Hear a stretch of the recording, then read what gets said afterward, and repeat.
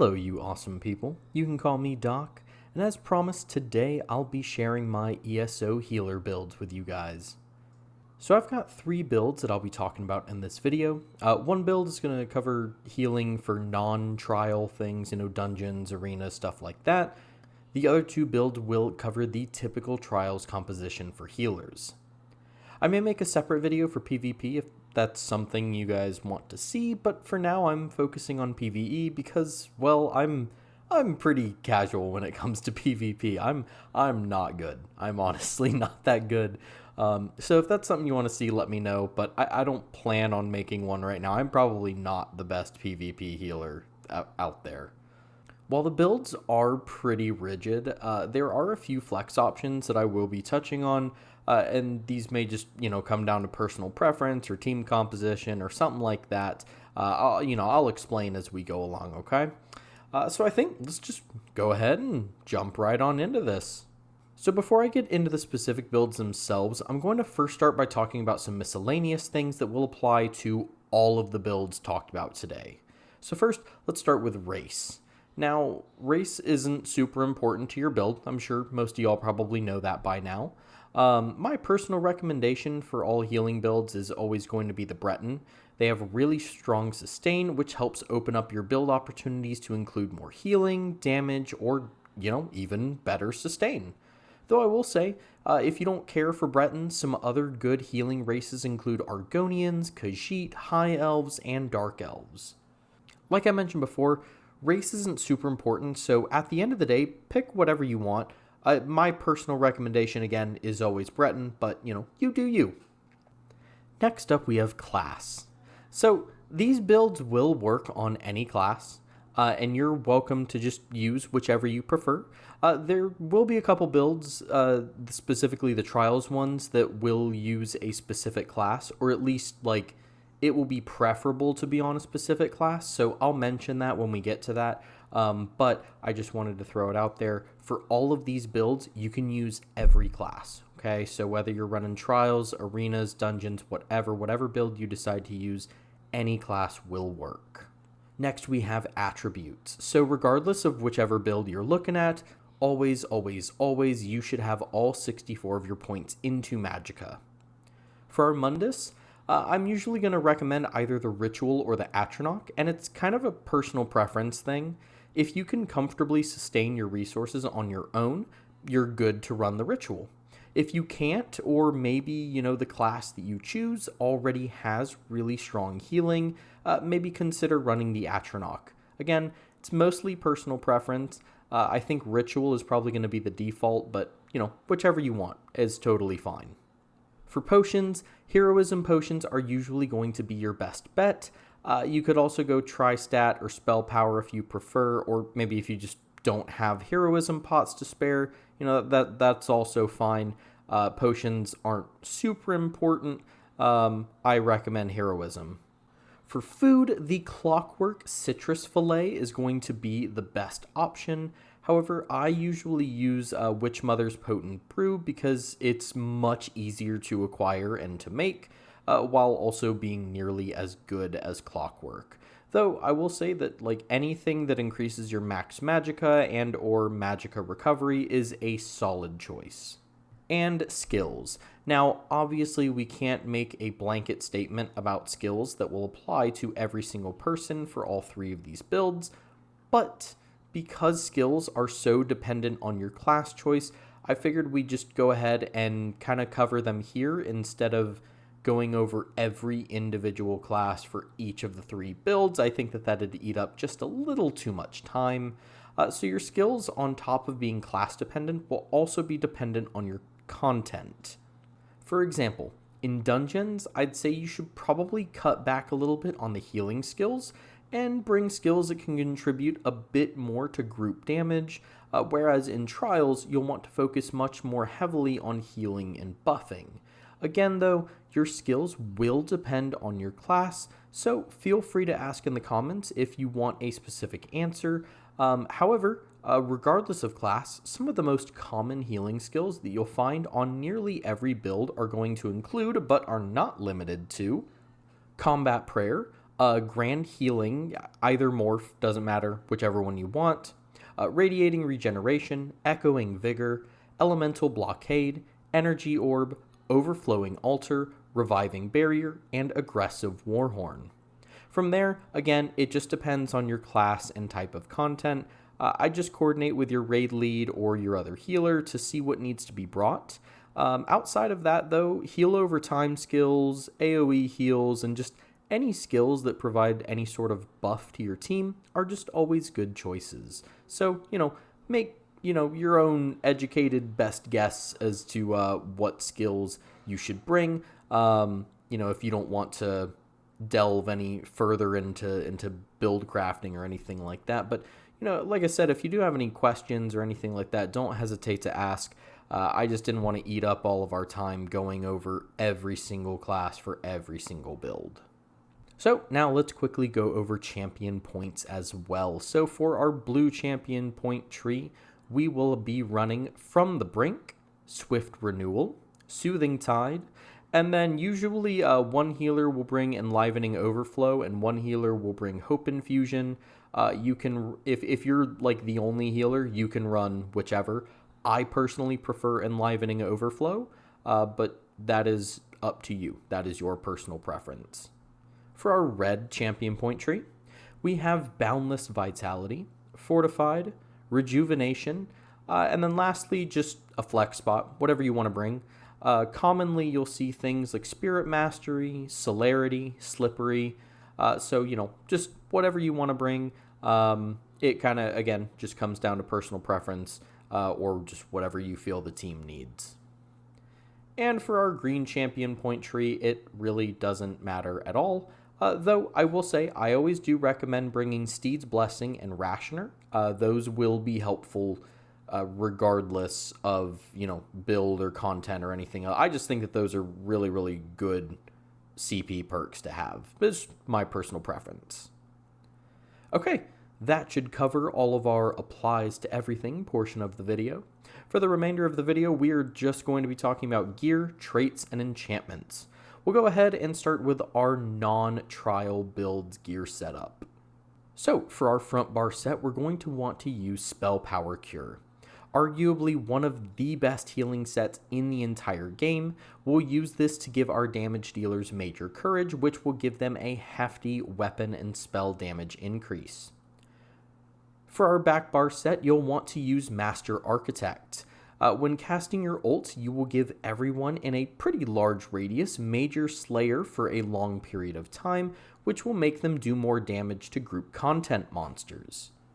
Alternatively, you can use Powerful Assault if you don't have Master Architect. For our monster set, I like to use Nazare, though I will say, alternatively, a lot of people do recommend using the Spalder of Ruin Mythic and One Piece Magma Incarnate. I still tend to use Nazare more because I find that whenever I'm running in, a random group, my party is usually too spread out for me to really get the full value out of Spalder, but Nazare is dependent on where the enemies are, not where your teammates are, so I find that, you can get a good amount of value out of that. Finally, for our restoration staff, I always recommend the Master's Restoration Staff, sometimes called Grand Rejuvenation, to provide some extra resources for your team. So for our armor, we're going to want all Magicka enchantments, and the trait should be all Divines, though I will say that just as a personal preference thing, I do enjoy using Infused on the large pieces, so that's a viable option if you want. In terms of weight, I've seen a lot of people talk about, that you should run 6 light, 1 medium, or maybe even all light. I personally still prefer the 5 light, 1 medium, 1 heavy. I think the extra resources from the Undaunted passive are worth the little bit of recovery that you'll lose out on. But again, that's just my personal thing. You do whatever you feel is best for your build. For our jewelry, you'll want the Arcane trait with either the Magicka Recovery or Spell Damage enchantments, whichever one works. Or you can actually just use a combination of the two. For our weapons, obviously you'll want to have a Restoration Staff on your front bar. For this, you'll want the powered trait, and honestly, any enchantment you want. I tend to use Absorb Magicka or Increase Weapon Spell Damage, but again, not super important. You can use whichever one you want and totally fine. For our back bar, you'll want a Destruction Staff. The element of the Destro Staff isn't too terribly important, and I'm actually working on a video over this subject as we speak. So for now, just pick whichever element you want, because honestly, in the end, it's not super important. On that back bar staff, you're going to want the Infuse trait and the Berserker enchantment. Got all that? Good, because we're about to do it 2 more times. So, Trials Healer number 1. So this is going to preferably be a Warden, mainly for the high healing and defensive buffs, but like I mentioned previously, these builds do work on any class, so, go with whatever you're feeling. For our body pieces, we're going to want to use Yorvold's Guidance. This is important because the goal is to extend the duration of our back bar set, which is going to be Roaring Opportunist.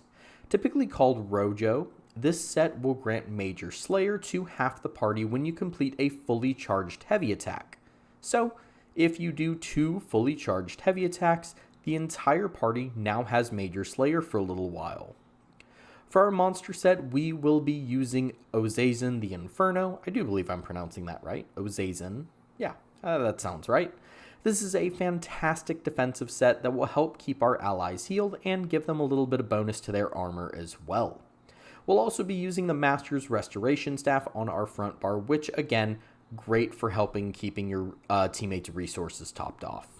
So I'm going to be a little bit stricter with the Trials gear traits and enchantments and whatnot, but that doesn't mean alternatives can't work, okay? It's more so just that I'm recommending these things a bit more.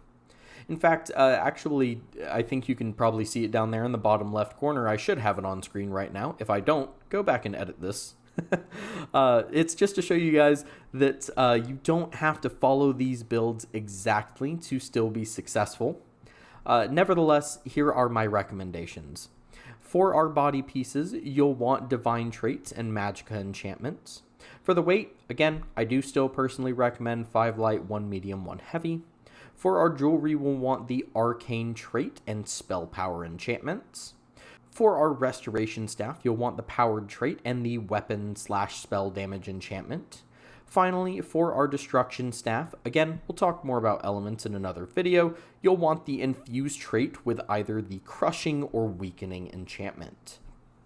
And finally, on to our last build, Trials Healer number 2. This is preferably going to be a Nightblade for the insane ultimate generation speed, but again, like I mentioned before, do whatever class you want, okay? The combining of sets you'll need can be a little bit intricate to type out and to just say out loud, so feel free to just go ahead and copy my placements, but basically the idea is that you'll want front bar Spell Power Cure and back bar Pillager's Profit. Your mythic item is going to be the necklace Pearls of Elnafay. And finally, your monster set will be the Symphony of Blades. The point of this build, and the reason we'll ideally be on the Nightblade, is to generate ultimate charge for both you and your party. Pearls and the Nightblade passives will help us generate ult for ourselves, while the Pillager's Profit set will grant teammates ult charge whenever we pop our own ult.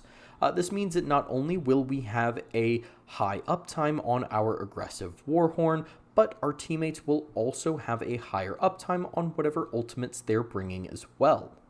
The traits and enchantments will be identical to Trials Healer number 1, but I'll go over them again just in case. Again, remember that alternatives can work, this is just what I am personally recommending the most. For our body pieces, you'll want the Divine Traits and Magicka enchantments. For the weight, 5 light, 1 medium, 1 heavy. For our jewelry, we'll want the Arcane Trait and Spell Power enchantments, though I will say, for this build specifically, Potion cooldown enchantments are also a great choice here, so do with that information what you will. For our Restoration Staff, you'll want the Powered Trait and Weapon Spell Damage enchantment. And finally, for our Destruction Staff, again, element not super important, you'll want the infused trait with either the crushing or weakening enchantment. Okay, I do believe that is everything. As we enter the outro, I first want to say that I am sorry that it took me so long to get this video out. While I was working on it, my wife caught the flu, and I wanted to make sure that, I was taking good care of her and that she was okay. And then right as she was getting better, I also caught the flu.